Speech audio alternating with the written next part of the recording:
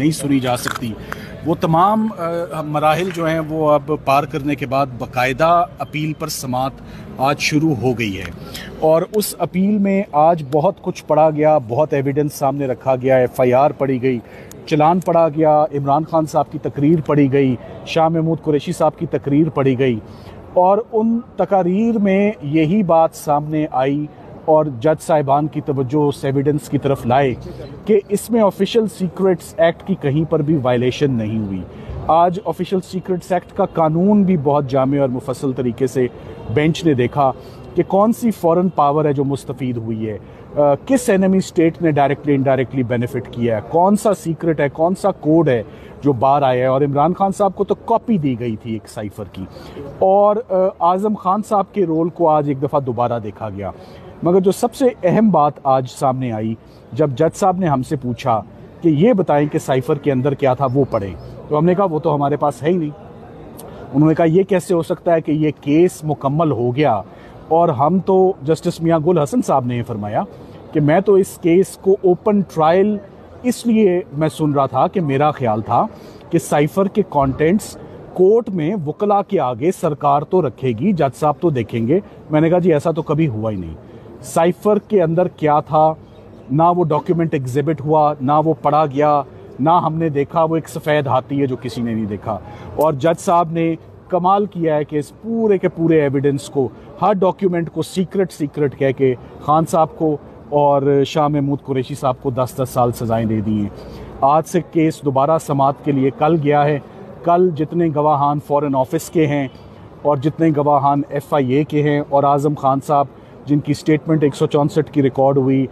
جن کی اصل ذمہ داری تھی سائفر لینا، ریسیو کرنا، he was the guardian and custodian of cipher document, یہ تمام چیزیں کل ایویڈنس میں پڑھی جائیں گی، اور ہم امید کرتے ہیں کہ 2 دنوں کے اندر سائفر کی اپیل مکمل ہو کے تو اس پر انشاءاللہ کوئی فیصلہ آئے گا۔ تو کیا سلمان صفدر صاحب آپ رمضان کے اندر خان صاحب کی رہائی دیکھ رہے ہیں؟ دیکھیں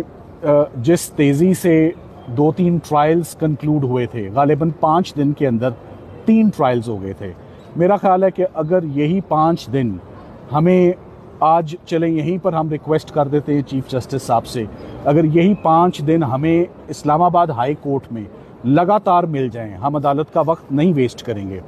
1.5 گھنٹہ روزانہ مل جائے، تو میں سمجھتا ہوں کہ 25 رمضان سے پہلے تمام اپیلوں میں فیصلہ ہوگا اور عمران خان صاحب باعزت بری ہوں گے۔ آج عمران خان کی جب اسپیچ آپ نے وہاں پر چلوائی تو اس پر جج صاحب نے بڑے امپورٹنٹ ریمارکس دیے اور کہا کہ ایک تو سیاسی بیان ہے، تو اس کو کتنی امپورٹنس دیں گے اس ریمارکس کو؟ دیکھیں آج کے کیس میں 2 بہت اہم چیزیں تھیں جو چلان میں پڑھی گئیں۔ جب انہوں نے وہ تقریر پڑھی جس تقریر کی بنیاد پر عمران خان صاحب کو 10 سال سزا دی ہے کہ آپ نے عوام کے ساتھ یہ تمام انفارمیشن شیئر کر لی ہے، جب وہ تقریر جج صاحب نے سنی تو انہوں نے کہا اس میں تو ایسی کوئی چیز نہیں ہے جو شیئر ہوئی ہے، جو کمیونیکیٹ ہوئی ہے،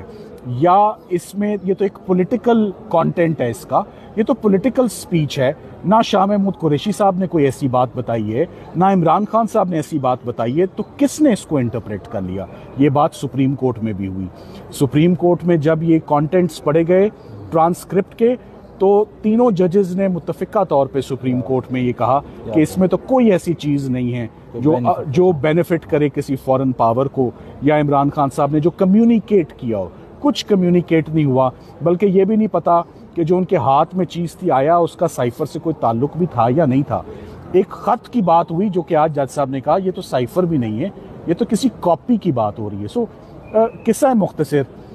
سرکار کا بہت حد تک کیس آج ایکسپوز ہو چکا ہے، ابھی بہت تھوڑا سا